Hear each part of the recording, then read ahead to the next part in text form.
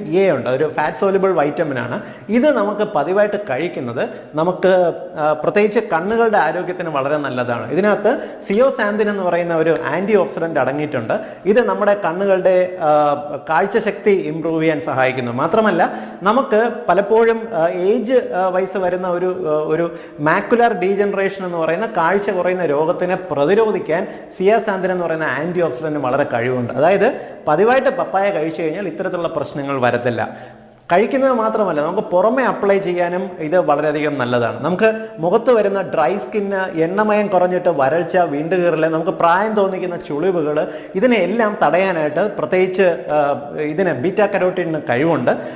നമ്മുടെ ഫേസിൽ പപ്പായ അപ്ലൈ ചെയ്ത് കഴിഞ്ഞാലോ അല്ലെങ്കിൽ തലയോട്ടിയിൽ അപ്ലൈ ചെയ്താലോ എണ്ണമയം വർദ്ധിക്കും. പ്രത്യേകിച്ച് സെബം എന്ന് പറയുന്ന ഓയിൽ പ്രൊഡക്ഷൻ കൂടും. ഇത് ഡ്രൈനെസ് മാറാനും നമ്മുടെ ഈ ഒരു സ്കിന്നിന്റെ യുവത്വം നിലനിർത്താനും സഹായിക്കും.